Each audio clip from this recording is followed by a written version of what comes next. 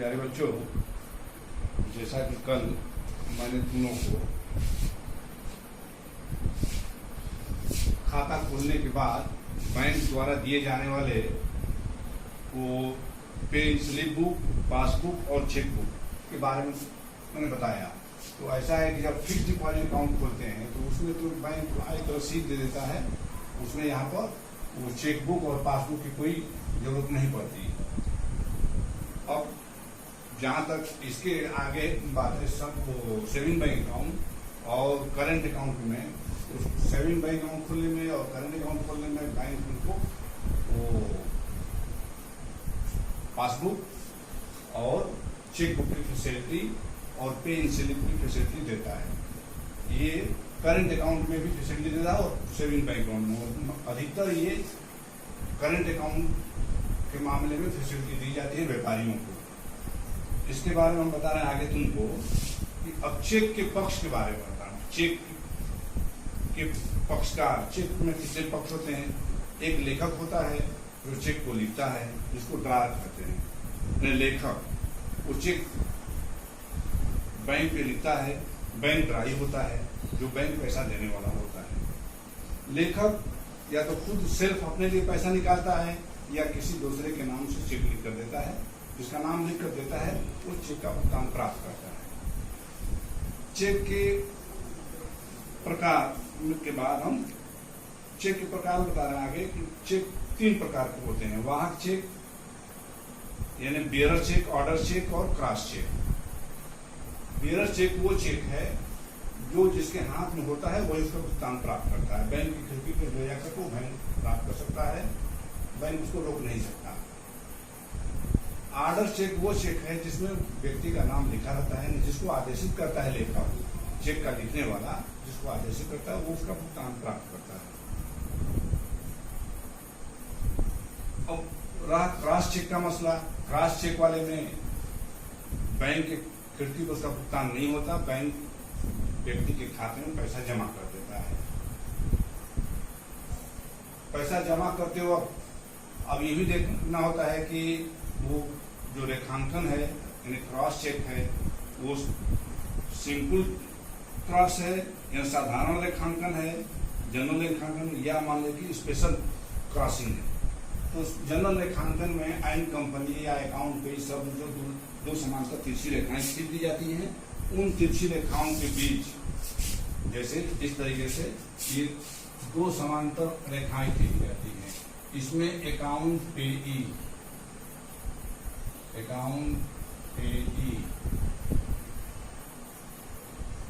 Only सब लिख दिया जाता है।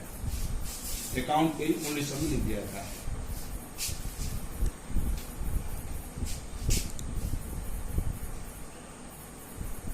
अकाउंट पे ये 2 तिरछी रेखाओं के बीच में या आइन कंपनी सब लिख दिया जाता है।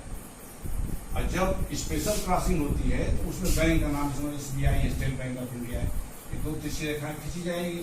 इसके बीच में है SBI, स्टेट बैंक या जिस बैंक का नाम उस बैंक का नाम लिख दिया जाता है। तो इस तरह के ये क्रॉस चेक हुए। इनका पैसा डायरेक्ट बैंक व्यक्ति के खाते में जमा कर देता है, काउंटर पे नहीं है। इसके बाद आगे हम बता रहे हैं तुमको चेक का बेचान पृष्ठांकन। जब चेक के पृष्ठ पर चेक का लिखने वाला वो जिस व्यक्ति को देना चाहता है पेमेंट, उसका नाम लिख करके सिग्नेचर कर देता है चेक के पृष्ठ पर, यानी चेक के पृष्ठ पर ऊपर की तरफ लिख करके उस व्यक्ति का नाम जिसको देना होता है, अमुक व्यक्ति को धन दिया जाए, अपना सिग्नेचर कर देता है। तो इसको हम बोलते हैं पृष्ठांकन यानी इंडोर्समेंट ऑफ ए चेक। आगे फिर हम चल रहे हैं कि बहुत सारे ऐसे कंडीशन होते हैं जिसमें बैंक जो है चेक का भुगतान देने से रोक देता है। इसको हम बोलते हैं डिसऑनर ऑफ ए चेक। उसमें बहुत सारे कारण हैं कि अगर हम बैंक में ले गए, चेक हमारा बैंक रिसीव किया और लेते वक्त बैंक ले लेता है, लेने के बाद तुरंत उसको लौटा देता है, भुगतान नहीं देता। उसमें बहुत सारे फैक्टर है, कारण है, जैसे कि डेट न लिखा हो, उस पर रकम अंकों शब्दों में फर्क हो, इसके अलावा जो है लड़का नाबालिग हो, ओवर राइटिंग हो, कटा फटा चेक हो, डेट 3 महीने से पहले की तारीख पड़ा हो, या जिसमें ले जा रहा हो उसके बाद का तारीख पड़ा हो। ये बहुत सारे कारण हो सकते हैं जिनसे कि या खाते में पैसा सफिशिएंट न हो। ये सब सारे रीजन हैं जिनके वजह से या लेखक का खाता बंद हो गया हो। ये सब सारे फैक्टर हैं जिनसे कि बैंक भुगतान नहीं देता, या सरकार की तरफ से कोई आदेश हो गया हो कि अमुक व्यक्ति के खाते पर रोक लगा दिया जाए, पेमेंट न दिया जाए, तो भी बैंक उसका भुगतान देने से रोक देता है। अब इसके संबंध में आगे हम बैंक इन सब सेवाओं के लिए कुछ फीस यानी चार्जेज लेता है कस्टमर से, ग्राहक से, और चार्जेज ले करके पेमेंट कर देता है। अब इससे संबंधित हम तुमको एक क्वेश्चन बताने जा रहे हैं। देखो, इसको देखने से ये सब क्वेश्चन क्लियर हो जाएगा। आगे ये क्वेश्चन ये है RC Agarwal, class 11th RC Agarwal के पेज नंबर 161 पर है। Question number practical question number 1, practical question number 1 है आरसी अग्रवाल के पेज नंबर 161 पर। साधारण बैंकिंग संबंधी व्यवहार एवं चेक संबंधी लिखे। इस क्वेश्चन को मैं पढ़ दे रहा हूं, इसके बाद मैं जनरल एंट्री बना रहा हूं। देखो इसको, ये देखो बात समझ में आ जाएगी, और इसके बाद इसी को देख करके प्रैक्टिस करो तुम लोग। देखो क्वेश्चन मैं पढ़ दे रहा हूं पहले। ये हमारा बुक है, इसमें ये हमारा प्रैक्टिकल क्वेश्चन है, इसको मैं पढ़ दे रहा हूं। देखो दिया इसमें 1 जुलाई 2016 को साहित्य भवन RS बंसल आगरा में पंजाब नेशनल बैंक में 5,000 रुपये अस्थायी जमा खाते और 2,500 रुपये चालू खाते में जमा कराए। जुलाई के महीने के अन्य लेन देन निम्न प्रकार हैं। 2016 जुलाई 1, कुशल चंद से एक चेक प्राप्त हुआ, उसको बट्टा दिया, ये दिया है 390 और 10 रुपये। स्टेशनरी खरीदी 25 रुपया। फिर 9 तारीख को जुलाई में ही महावीर प्रसाद से चेक प्राप्त हुआ और उसी दिन बैंक में जमा किया 450 रुपये। टाइपराइटर खरीद, ये महावीर प्रसाद का चेक डिसऑनर हो गया, टाइपराइटर खरीदा। फिर अस्थायी जमा, टाइपराइटर में 810 रुपये खरीदा दिया है। अस्थायी जमा खाते से चालू खाते में हस्तांतरित किए 500 रुपये। एक सोफा सेट खरीदा 450 रुपये। रोकड़ बिक्रे नकद बेचा कैसे, ये 620 रुपये। अनिल कुमार से प्राप्त हुआ 780 रुपये और उनको बट्टा दिया 20 रुपये। 24 तारीख में है सुरेंद्र नाथ से उसके खाते में 825 रुपये चुकती वसूल पाए, यानी 825 रुपये मिलना था, जिसमें 800 रुपये मिला, 25 रुपये छोड़ना पड़ा। माल खरीदा 970 रुपये। कार्यालय खर्च के निकाले 200 रुपये। निजी व्यय के लिए बैंक से निकाले 310 रुपये। और लास्ट है 31 तारीख को वेतन चुकता किया 250 रुपये, किराया चुकाया 170 रुपये। अब देखो इस क्वेश्चन को मैं कर रहा हूँ क्योंकि ये सब करेंट अकाउंट से संबंधित है। ये बंसल है साहित्य भवन, ये व्यापारी हैं, इनके यहाँ वो जनरल एंट्री बन रही है, उसी को हम देखो तुम्हारे सामने हम करने जा रहे हैं। ये हमारा हो गया डेट, ये हमारा हो गया पार्टिकुलर,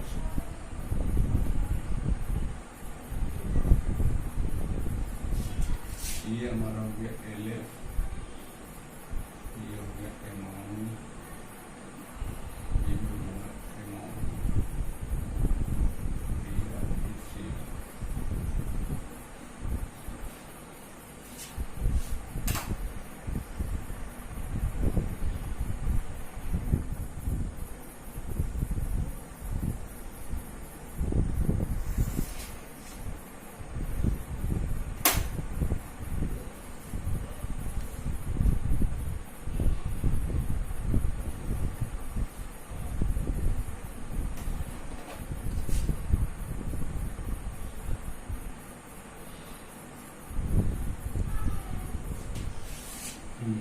देखो क्वेश्चन देखते जाओ। 1 जुलाई 2016 को हम पहले 2016 दे रहे हैं, 2016 जुलाई 1 है, लिख रहे हैं उसमें आगरा ने पंजाब नेशनल बैंक में 5,000 रुपये अस्थायी जमा खाते और 2,000 रुपये चालू खाते में जमा कराए। तो ये अस्थायी जमा खाता ना फिक्स डिपॉजिट अकाउंट खोल रहे हैं, हो जाएगा फिक्स डिपॉजिट अकाउंट लिया। इसके बाद आगे लिख रहे हैं कि 2,500 रुपये चालू खाते में बैंक अकाउंट लिया।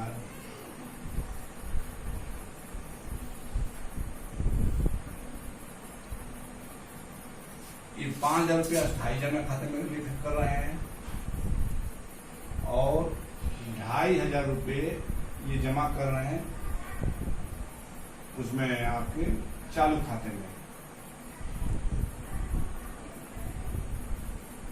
ये तीनों हो गया हमारा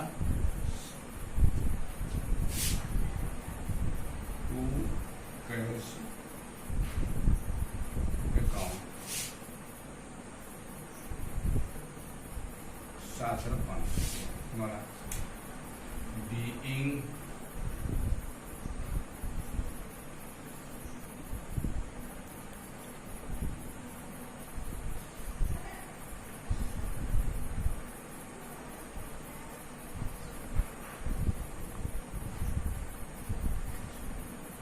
being cash deposited in fixed deposit and current account.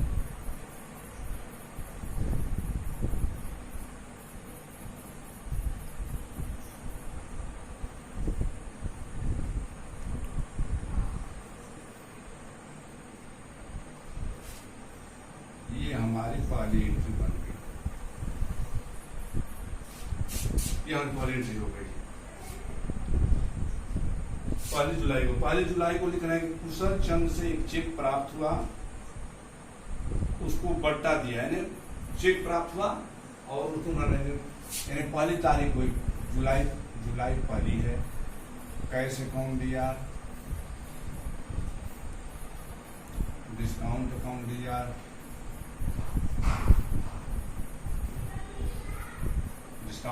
दिया, to Kusal Chand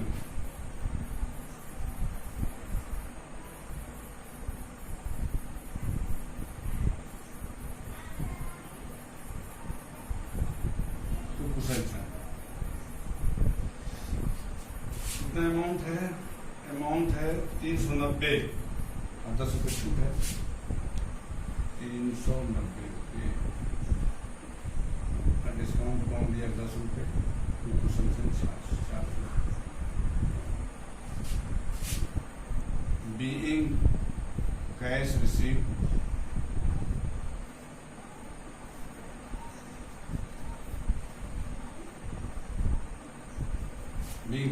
and discount allowed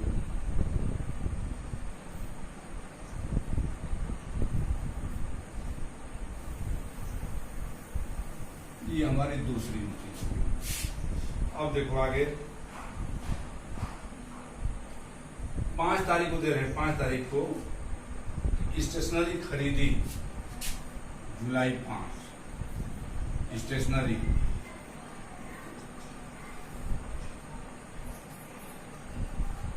account दिया, to cash account, being stationery purchased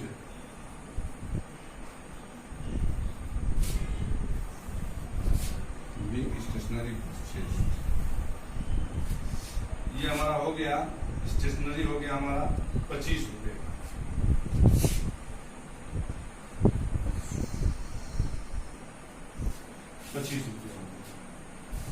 आगे लिख रहे हैं 9 तारीख में महावीर प्रसाद से चेक प्राप्त हुआ और उसी दिन बैंक में जमा करे थे। 9 तारीख में महावीर प्रसाद चेक प्राप्त हुआ और उसी दिन बैंक में जमा कर दिया, बैंक पाने वाला हो गया।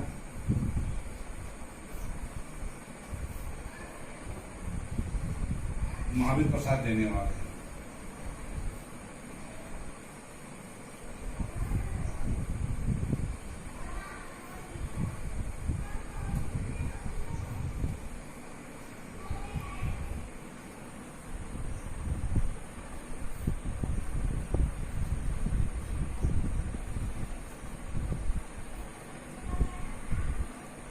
Being check deposited in the bank.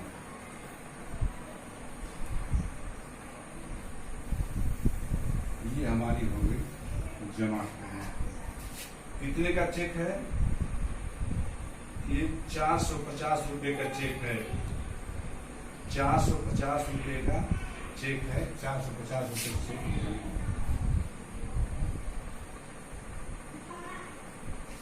450 रुपए। 11 तारीख में देखो महावीर प्रसाद का चेक अप्रतिष्ठित होकर लौट आया, यानी डिसऑनर हो गया। डिसऑनर हो गया ये हमारा 11 तारीख हो जाएगा। Mahavir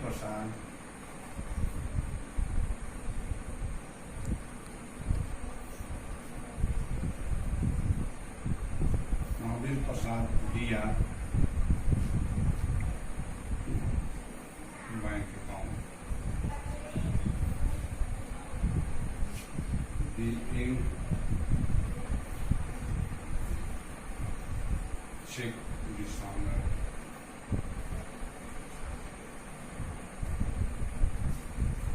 being check dishonor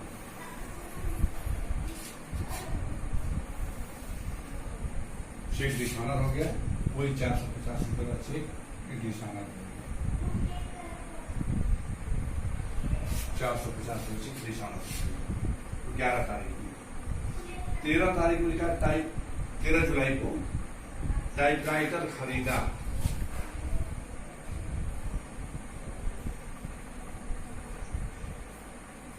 typewriter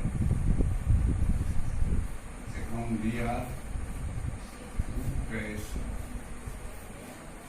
account being typewriter purchased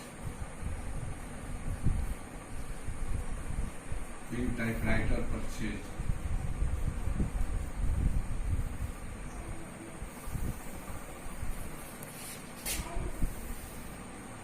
typewriter खरीदा। टाइपराइटर अकाउंट दिया तो कैसे अकाउंट। टाइपराइटर 13 तारीख खरीदा 810 रुपए का है। 810 रुपए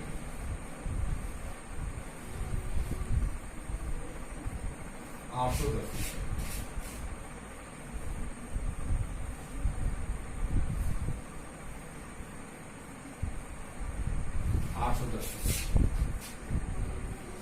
अस्थाई जमा खाते से चालू खाते में हस्तांतरित किया। अस्थाई 15 तारीख में 15 जुलाई को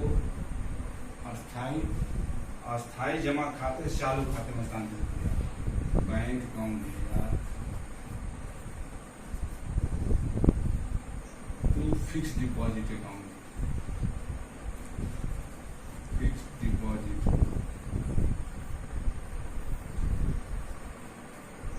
account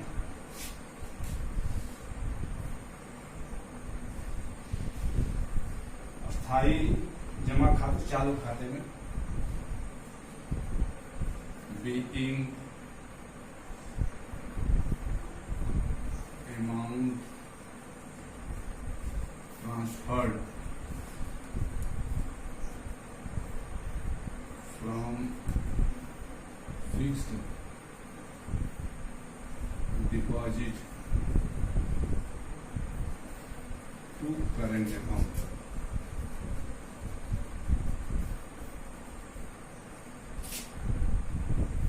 Being amount transferred from fixed deposit to current account। ये कितना है रकम? रकम है 500 रुपये। 500 रुपये ये 500 रुपये है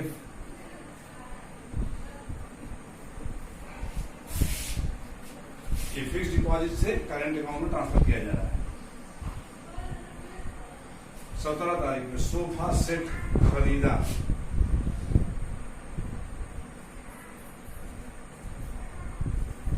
सोफा सेट अकाउंट दिया, cash account sofa set purchase,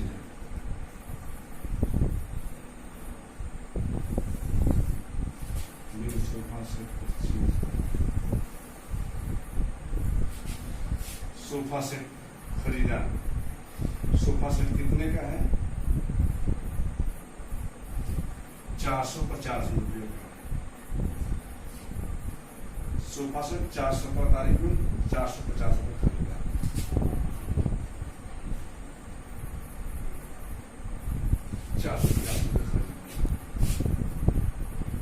रोकड़ बिल गए 19 तारीख में नकद बेचा, 19 तारीख में जुलाई 19 नकद बेचा।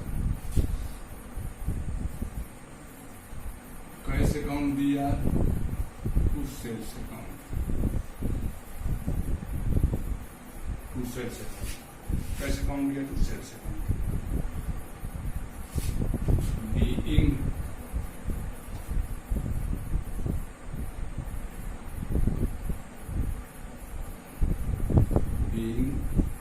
goods sold in cash, being goods sold in cash।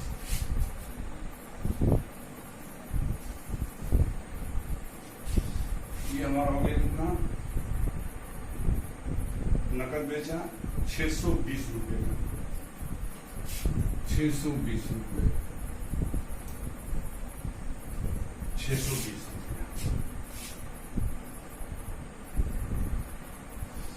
अब हम आ रहे हैं 19 तारीख में, सॉरी 19 तारीख भी हो गया हमारा, 21 जुलाई। अब ये हमारा जुलाई का जो है 21 है। अनिल कुमार से प्राप्त, उसको बट्टा अनिल कुमार से प्राप्त हो रहा है।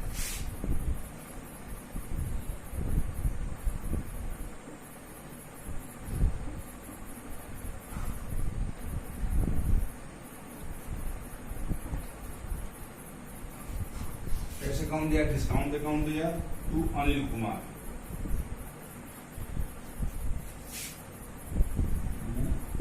अनिल कुमार। कैसे अकाउंट दिया? डिस्काउंट अकाउंट दिया टू अनिल कुमार। ये हमारा हो गया कितना? 780 और 20।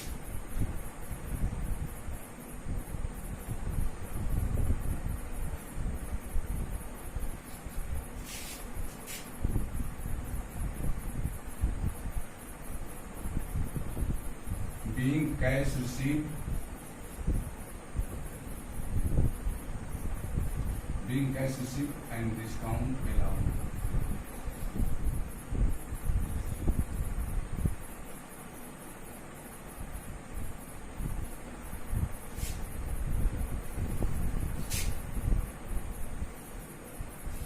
डिस्काउंट 24 तारीख में है, सुरेंद्र नाथ से उसके खाते में 825 रुपए के लिए चुकती वसूल पाए। यानी 825 रुपया जो है की जगह पर 800 रुपये मिला सुरेंद्र नाथ से, यानी 8 रुपये मिला। तारीख है 24।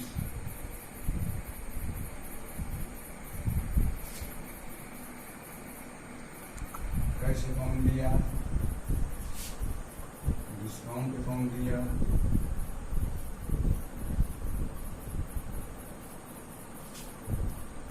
सुरेंद्र नाथ।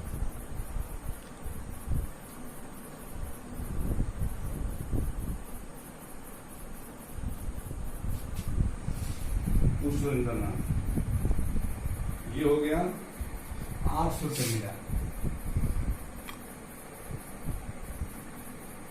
और छोड़ना कितना पड़ा? 25 रुपये,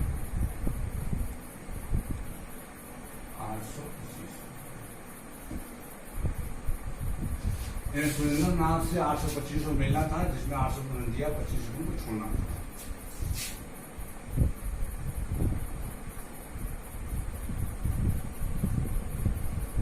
Being cash received and discount allowed.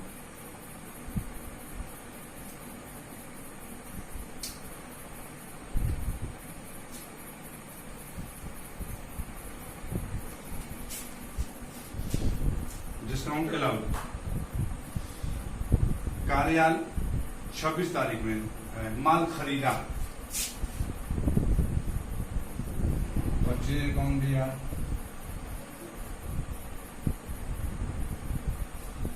To cash account, being goods purchased,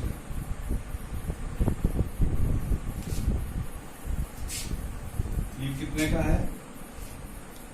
970 रुपये।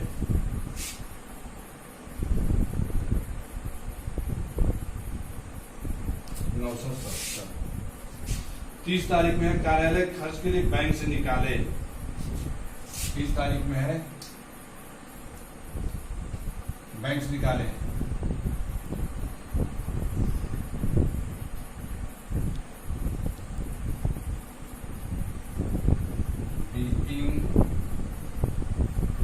कैश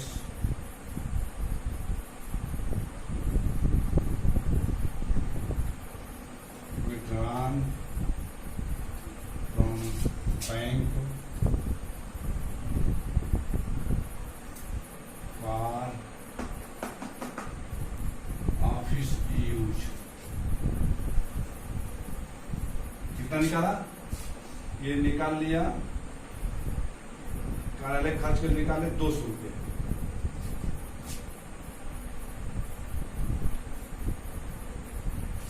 200 रुपये। देखो बस हम लास्ट ही में चल रहे हैं। अब निजी खर्च के लिए बैंक से निकाले, निजी खर्च के लिए 31 तारीख में ड्राइंग कौन दिया,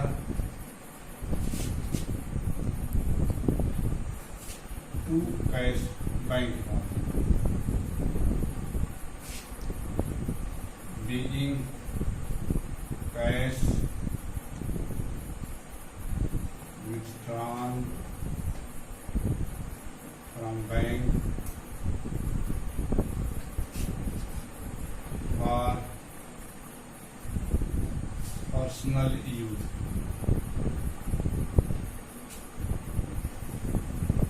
बस लास्ट एक इंच और बचा हुआ है, ये हम निकाले कितना? 310 रुपये।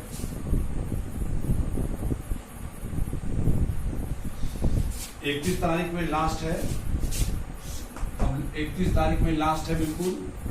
31 तारीख में वेतन 250 रुपया, किराया से 170 रुपया चुकता किया, बस। देखो सैलरी अकाउंट दिया, रेंट अकाउंट दिया,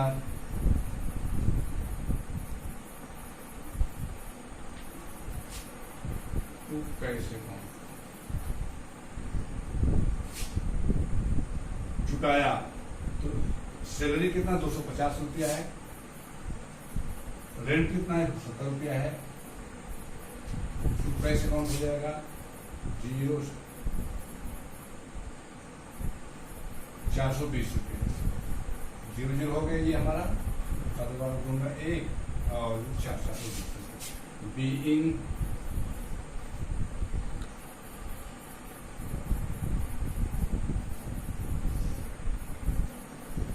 सैलरी एंड रेंट पेड।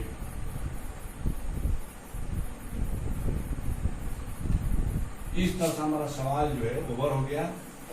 अब इसी का हम आगे तुम लोगों को हम खाता खोल करके बैंक अकाउंट खोल के बताएंगे। अब ये हमारा वैसे general banking transaction relating to cheque हमारा ओवर हो गया। अब इन सवालों को तुम देखो और प्रैक्टिस करो, इसलिए कि अभी हमारा मैक्सिमम हमने तुमको बता दिया। जनरल इसमें लिखा है general banking transaction and account relating to cheque, ये चेक से संबंधित तमाम लेन देन है। अब यहाँ